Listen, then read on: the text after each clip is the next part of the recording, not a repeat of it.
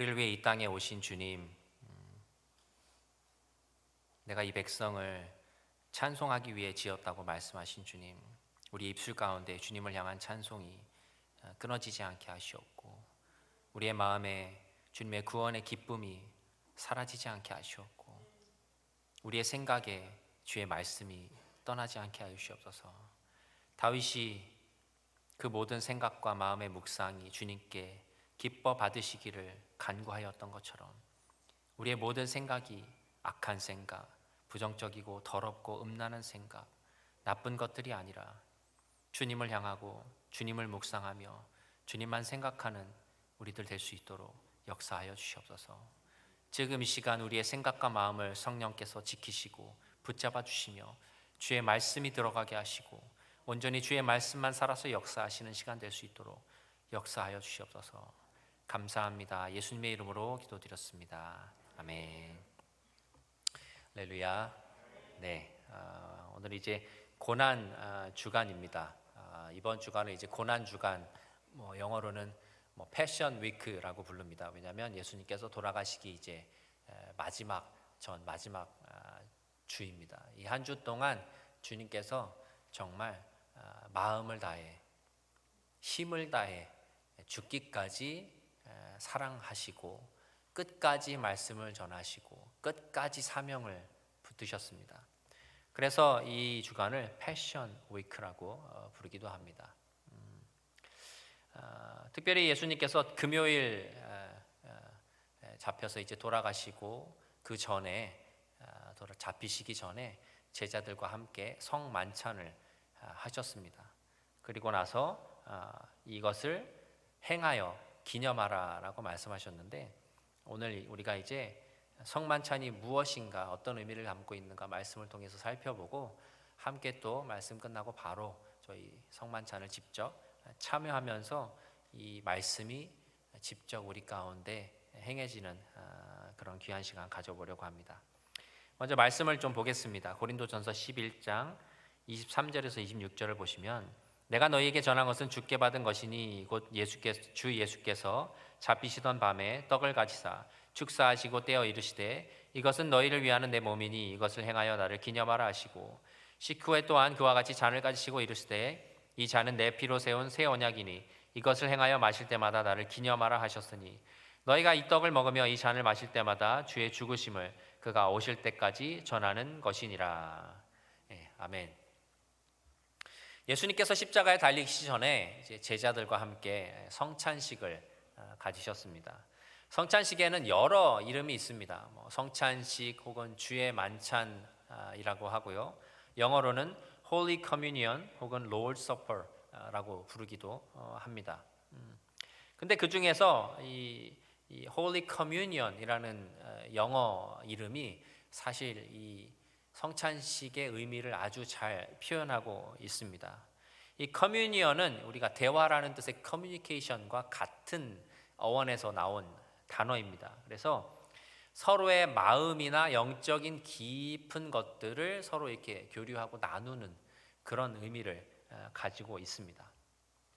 자, 전에도 제가 종종 말씀드렸지만 창조주이신 예수님께서 이 땅에 인간의 몸을 입고 오시고 또 지금도 우리 안에 거하고 계신 이유는 우리와 친구가 되어서 교제하시기 위함입니다. 요한계시록 3장 20절 말씀, 쉬운 성경입니다. 보아라, 내가 문 앞에 서서 이렇게 두드리고 있다. 만일 누구든지 내 음성을 듣고 문을 열면 내가 그에게로 들어가 그와 함께 먹고 그도 나와 함께 먹을 것이다. 네. 자, 그런데 친구가 되는 방법이 꼭 이렇게 밥을 같이 먹는 방법밖에 없을까요? 밥 먹지 않아도 친구 될 수 있지 않나요? 운동을 할 수도 있고 같이 다른 일을 할 수도 있고 얼마든지 친구가 될 수 있고 깊은 교제 나눌 수 있는데, 그럼에도 불구하고 예수님께서는 우리와 함께 먹고 마시는 것을 통해 우리와 깊은 교제를 나누겠다고 말씀을 하셨습니다. 또 예수님께서 또한 이렇게도 말씀하셨습니다. 요한복음 6장 53절에서 56절을 보면 예수께서 그들에게 말씀하셨습니다. 내가 진실로 진실로 너희에게 말한다. 너희가 인자의 살을 먹지 않고 인자의 피를 마시지 않으면 너희 안에 생명이 없다. 누구든지 내 살을 먹고 내 피를 마시는 사람은 영생이 있고 내가 마지막 날에 살릴 것이다. 내 살이야말로 참된 양식이요 내 피야말로 참된 음료다. 누구든지 내 살을 먹고 내 피를 마시는 사람은 내 안에 있고 나도 그 안에 있다. 자, 어려운 말씀이죠. 예수님의 살과 피를 먹어야 된다. 실제로 이 말을 듣고 예수님을 따르던 많은 사람들이 떠나갔습니다. 귀신이 들렸다고 생각하는 그런 사람들도 있었습니다. 뭐 그럴 수 있죠, 충분히. 생각을 해보세요. 어떤 종교에서 살을 먹고 피를 먹어야 됩니다라고 말하면 아마 경찰에 바로 신고가 들어갈 것입니다. 천주교에서는 이 말씀을 문자 그대로 받아들입니다. 그래서 우리가 성찬식을 할 때 이 무교병과 포도주로 하는데 이게 우리 몸속에 들어가는 순간 정말 예수님의 살과 피로 변하게 된다고 이렇게 믿습니다. 그래서 성찬식을 하고 남은 것들 하나도 버리지 않고요, 땅에 떨어진 것도 아주 막 소중하게 해갖고 다시 다 먹습니다.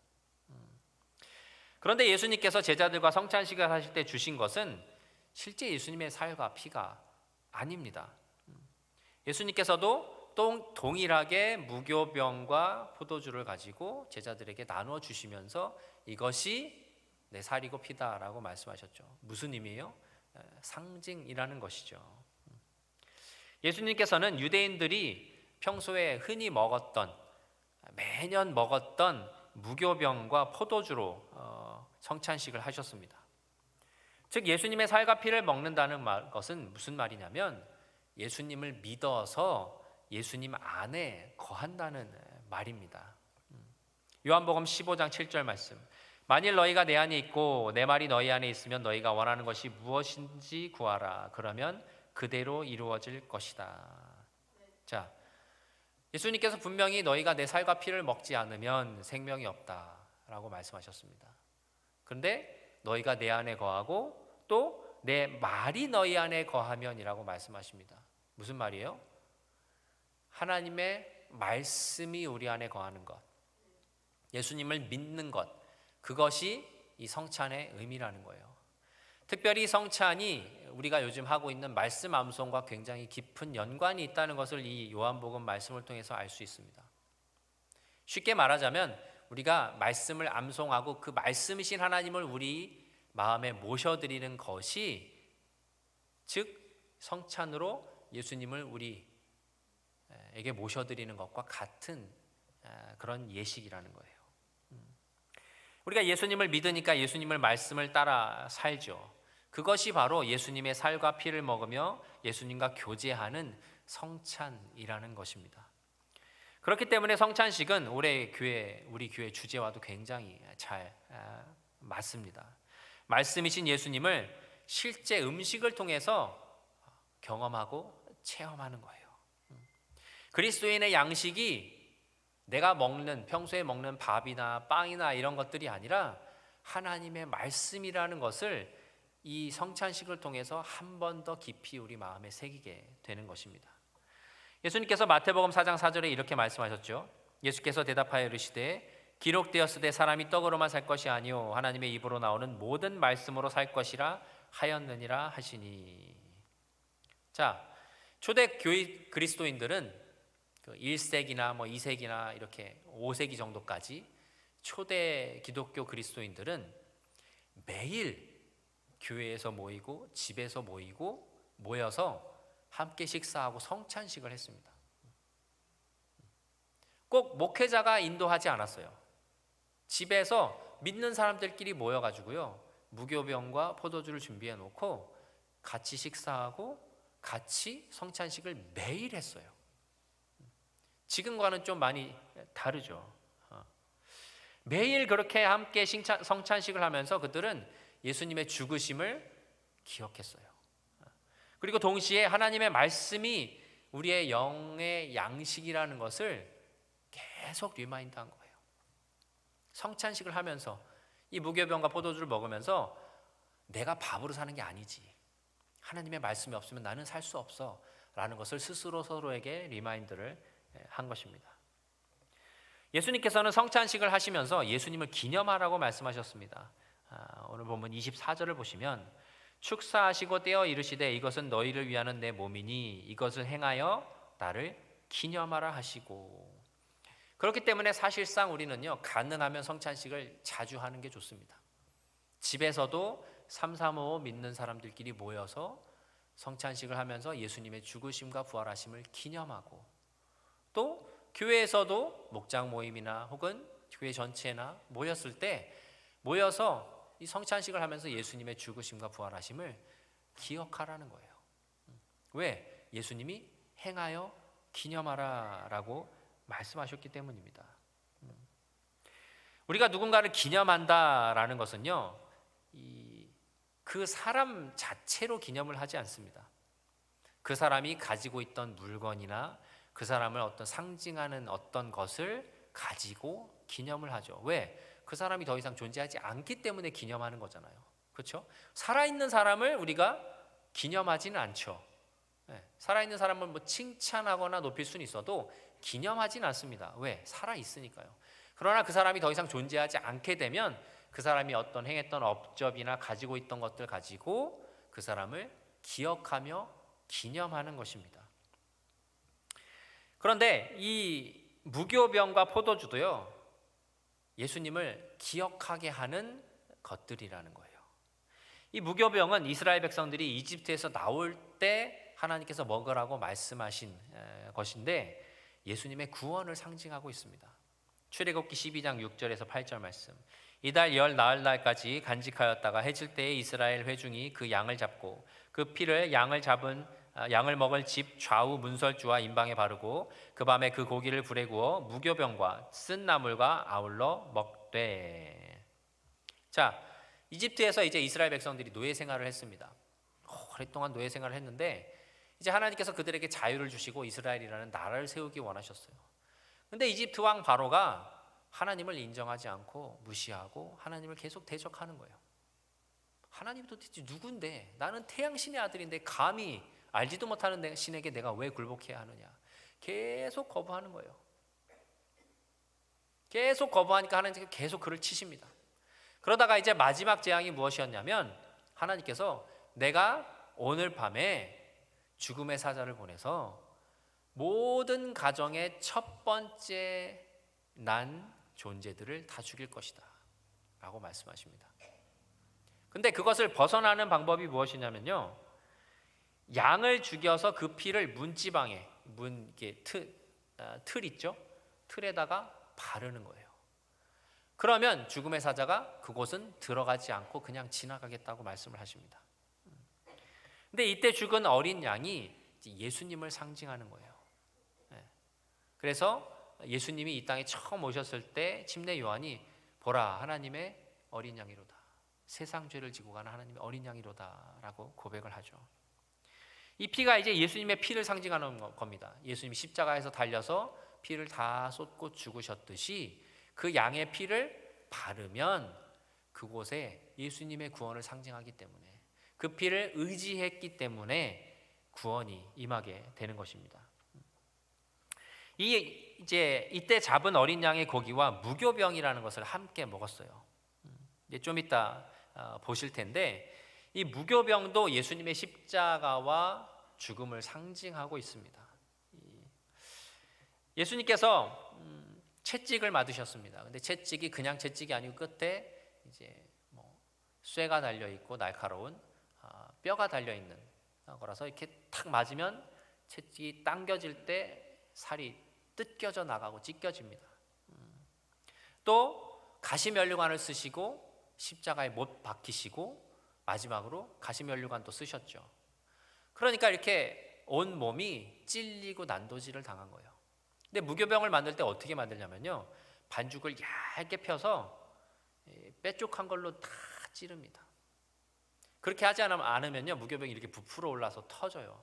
그래서 구석구석 막 이렇게 찔러줘야 돼요. 그 찔림 당하신 예수님을 이 무교병 자체가 상징하고 있는 거예요. 그러니까 이 예수님의 찔리심을, 죽으심을 상징하는 무교병을 먹으면서 내가 너를 위해 죽었음을 기억하라고 말씀하고 계신 것입니다. 또한 무교병에는요 설탕이나 이스트가 들어가지 않습니다. 우리가 먹는 빵들은요 맛있죠. 그리고 이게 부풀어 올라서 부드럽죠. 근데 무교병은요 딱딱합니다. 수분이 다 빠져나가서 없어요. 또 설탕 같은 것들이 들어가지 않기 때문에 맛도 그냥 밋밋합니다. 근데 이게 무엇을 상징하냐면요, 예수님께서 자신의 몸에 있는 물과 피를 다 쏟아서 완전히 드라이하게 몸이 부서지신 것을 상징하고, 또 그 가운데서 이 모든 즐거움이 없는, 그 어떤 기쁨도 없는 고난과 그 죽음을 상징하고 있습니다.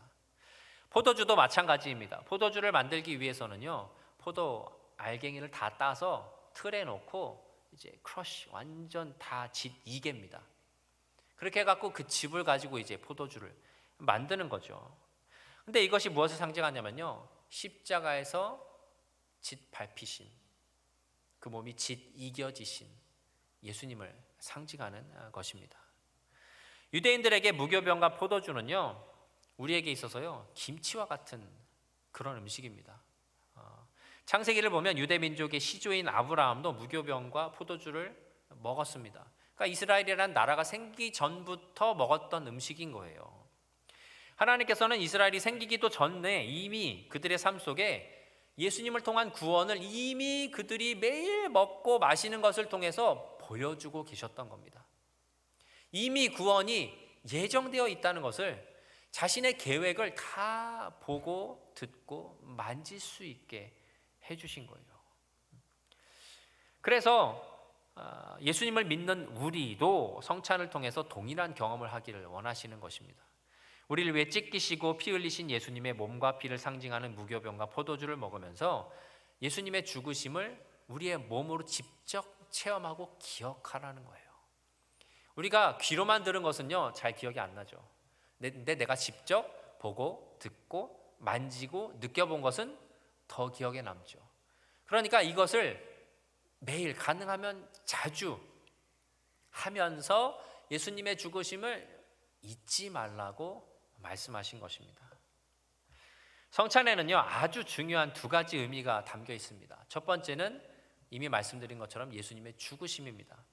마가복음 14장 22절에서 24절 말씀. 그들이 먹을 때에 예수께서 떡을 가지사 축복하시고 떼어 제자들에게 주시며 이르시되 받으라, 이것은 내 몸이니라 하시고, 또 잔을 가지사 감사기도 하시고 그들에게 주시니 다 이를 마시매 이르시되 이것은 많은 사람을 위하여 흘리는 나의 피, 곧 언약의 피니라. 성찬식에 사용되는 이 무교병과 포도주가 예수님의 고난과 죽음을 상징합니다. 그런데 성찬식을 할 때요, 많은 그리스도인들이 예수님의 이 죽음을 상징하기 때문에 굉장히 무겁고 슬픈 마음으로 성찬식에 참여합니다. 아무런 죄도 없는 예수님께서 나를 대신해서 채찍질을 당하시고 온갖 고난과 수치를 당하시고 십자가에 달려 죽으시는 것을 내가 기억하고 기념하는 그런 시간이기 때문입니다. 그러니까 우리가 사실상 무거운 마음이 드는 것이 사실이죠. 그런데요, 중요한 것은 뭐냐면 성찬에는 이 한 가지 의미만 있지 않다는 겁니다. 고린도전서 11장 25절 말씀. 이와 같이 식사 후에 또한 잔을 들고 말씀하셨습니다. 이 잔은 내 피로 세운 새 언약이니 이 예를 행해 마실 때마다 나를 기념하라. 자, 성찬에는요 구원의 약속뿐만 아니라 새로운 약속이 또 있습니다. 이게 굉장히 중요한 의미예요. 새로운 약속이 무엇일까? 그것은요, 예수님께서 부활하셨듯이, 영원한 생명을 가지셨듯이 저와 여러분에게도 부활과 영생이 있고 그 예수님이 우리와 함께 하신다는 약속입니다. 성찬은 예수님의 죽으심을 상징하는데, 예수님께서는 자신의 죽음을 상징하는 성찬을 제자들과의 식사 교제 가운데 하셨어요. 그리고 제자들이 무교병과 포도주를 마시는 예식을 통해서 다시 살아나시고 이후로는 성령으로 우리와 늘 함께 하실 예수님에 대한 새로운 약속을 주신 것입니다. 그렇기 때문에 성찬이요, 슬픔이지만 기쁨입니다. 슬픈데 기쁜 거예요. 죽음만 상징하는 것이 아니라 다시 살아나셔서 우리와 영원히 함께 하시는 예수님에 대한 그 의미가 담겨 있기 때문입니다. 그래서요, 성찬은 사실 기쁘고 즐거워야 합니다. 왜? 예수님은요, 더 이상 죽어 계시지 않기 때문입니다. 예수님이 정말 십자가에 달려 죽으시고 끝이 났다면 성찬은요, 맨날 울어야 되는 예식이에요. 나 때문에 죽으셨으니까. 근데 그 예수님이 지금 살아계십니다. 부활하셔서 살아계시고 우리 안에 계십니다. 그러니까 살아계신 예수님을 놓고 마치 제사상을 차려놓은 듯이 우는 것은 사실상 예수님이 원하시는 것이 아니에요. 실제로 그래서 예수님께서 하늘로 올라가신 이후에 1세기부터 5세기 사이에서의 이 초대 교회의 그리스도인들은요, 기쁜 마음으로 성찬을 했습니다. 지금과는 굉장히 달랐어요. 굉장히 거룩하고 중요한 예식이지만 그들은요, 굉장히 기쁨과 감사하는 마음으로 날마다 성찬을 했습니다. 왜? 예수님 살아나신 걸 봤으니까요. 그 예수님이 내 안에 계시니까요. 그러니까 슬플 수가 없는 거예요. 예수님 살아계시니까. 성경에도 그 말씀이 나옵니다. 사도행전 2장 46절 말씀.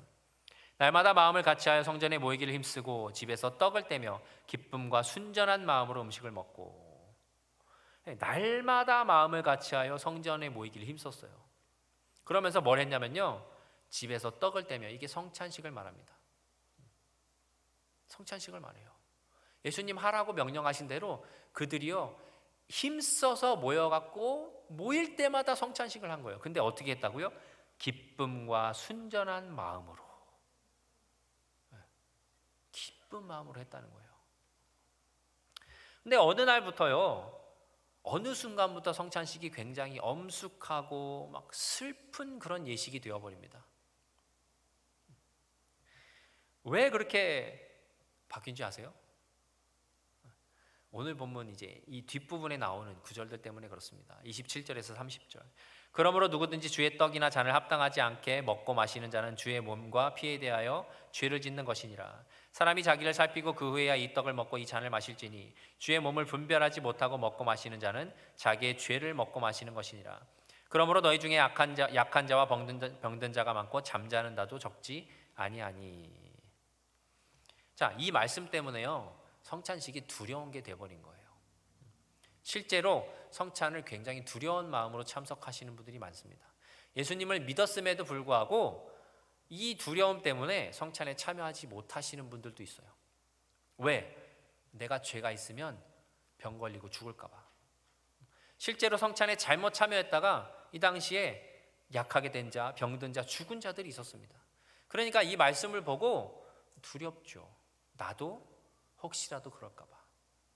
그래서 성찬식을 할 때 대부분의 교회들이 어떻게 하냐면요, 회개기도 막 뜨겁게 합니다. 막 뜨겁게 회개기도 하고 그러고 나서 성찬식에 참여합니다. 그러나 한번 생각해 보시기 바랍니다. 만약에 우리가 오늘 성찬식 한다고 광고를 했죠. 그래서 어제 밤에 밤새워 갖고 회개기도 하고 막 눈물 콧물 다 짜고 와갖고 성찬식 참여한다고 해도 우리 안에 죄가 하나도 없을까요? 그렇지 않습니다. 우리 안에 죄가 여전히 있어요. 그러면 사실은 우리는요, 아무도 성찬식 참여할 수 없습니다. 아무도 참여할 수 없어요. 근데 이것이 이제 잘못 해석되기 시작하고 또 교회의 권위를 세우고 성직자들의 권위를 세우다 보니까 집에서 하지 못하게 하고 함부로 하지 못하게 하고 지정된 장소와 시간에서만 하게 하고 이것을 꼭 참석해야만 교인으로 받아주고 이런 법들이 생기면서 성찬식이요, 굉장히 까다롭고 힘들고 부담스럽고 심지어 슬픈 그런 예식으로 바뀌어버린 것입니다. 예수님께서는 분명히 매일매일 하라고 하셨어요. 기념해라, 자주 모여서 해라. 그리고 그 말씀에 따라서 초대교회 성도들이 매일 집과 교회에 모여서 335 목회자 없이 본인들끼리 모여서 했습니다. 근데 그것이 변질되어진 거예요.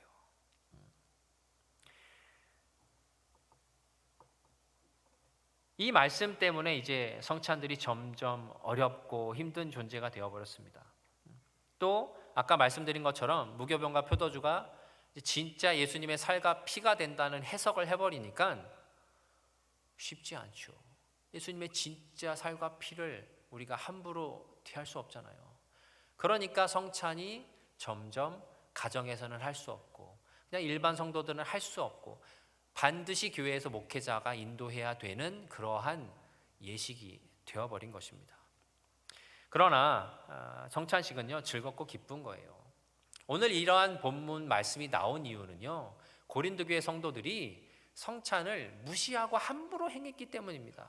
말씀의 앞뒤 본문들을 잘 보면요 이 당시에 어떤 일이 벌어졌냐면요 이 당시는 계급 사회다 보니까 돈이 많은 부자들, 노예들을 거느리고 사는 사람들은요 먼저 교회에 와서 기다리고 있는 거예요. 할 일이 없으니까. 기다리면은 노예 신분인 성도들이 있습니다. 이 사람들은 늦게까지 일하고 올 수밖에 없어요. 그러면 기다려서 같이 성찬을 해야 되는데 이 사람들이 먼저 자기들끼리 먹을 거 다 먹고 성찬까지 다 하고 심지어 취해 있는 거예요. 포도주를 잔뜩 마셔서. 그러니까 사도 바울이 그 부분에서 책망하면서 너희가 그렇게 할 거면 하지 마라. 너희 그렇게 하다가 병들고 약하고 죽은 사람도 있지 않느냐. 너희가 왜 성찬을 함부로 이렇게 하느냐. 함부로 받지 말고 너희 자신을 먼저 살펴보고 해라 라는 말씀을 한 것입니다. 그러니까 사실상 성찬은요 예수님을 믿는 사람이라면 누구나 할 수 있는 거예요. 집에서든 일터에서든 어디서든 할 수 있습니다. 왜? 예수님 기억하는 기념하는 그런 일이니까요. 얼마든지 할 수 있어요. 좀 비유가 다르겠지만 예를 들자면 내가 너무나 사랑하는 부모님이 평소에 즐겨 드셨던 음식을 내가 평소에 해서 먹으면서 부모님을 생각하는 거예요. 그것과 비슷한 것이라고 할 수 있습니다. 근데 그거를 꼭 목사님이 와갖고 그 음식을 해가지고 목사님이 교회에서만 해야 된다? 앞뒤가 맞지 않죠.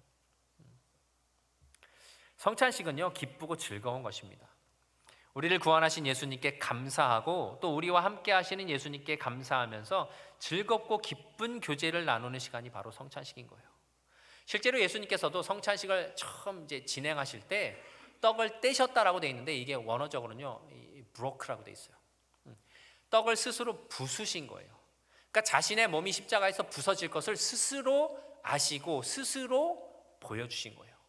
근데 그걸 어떻게 하셨냐면요 축사하시면서 give thanks 감사하시면서 했어요. 자신이 십자가에 죽을 것을 스스로 보여주시면서 감사하시면서 성찬식을 진행하셨습니다. 왜? 죽음이라는 게 슬프고 힘들고 고통스러운 것이지만 이 죽음을 통해서 우리가 살 것을 예수님은 알고 계셨기 때문에 기쁨인 거예요. 내 몸이 부서지지만 그 내 몸이 부서져서 내 자식이 살 수 있다면 부모는 기쁘잖아요. 그 마음으로 이 무교병을 부수시면서 감사하는 마음으로 나눠주신 거예요. 그러니 우리가 그 떡을 받으면서 감사해야 되지 않겠습니까? 물론 우리가 거룩하고 깨끗한 마음으로 성찬에 참여하는 것은 당연한 일입니다. 가능하면 죄가 없이 회개하고 참여하는 것 훨씬 좋은 일이죠. 왜? 예수님을 우리 마음에 모셔드리는 예식이니까요. 그런데 그럼에도 불구하고 우리가 완벽하게 거룩할 수는 없다는 거예요.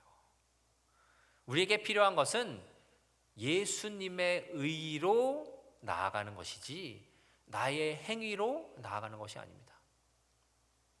Holy Communion, 예수님과의 영적인 깊은 교제는요, 이 성만찬은요, 예수님의 의로 하나가 되는 것이지 나의 행위로 하나가 되는 것이 아닙니다. 내가 아무리 열심히 기도하고 회개해도 그것으로 인해 내가 예수님과 하나가 될 수 없어요.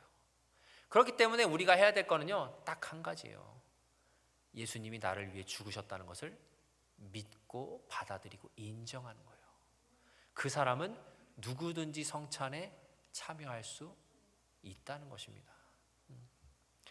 예수님께서 우리에게 주신 약속은요, 무겁고 힘들고 슬픈 그런 것이 아닙니다.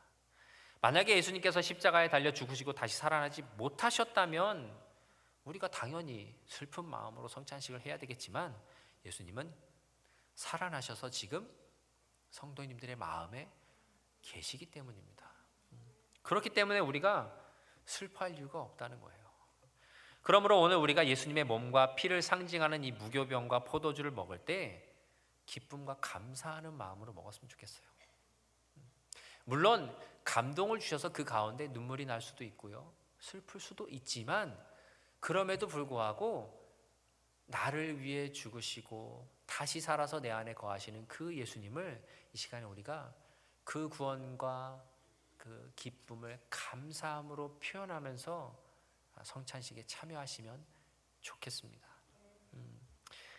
무교병을 드시면서 예수님의 그 말씀이, 지금도 살아계신 부활하신 예수님이 내 안에 거하셔서 나와 하나가 되셨구나, 그걸 느껴보시기 바래요.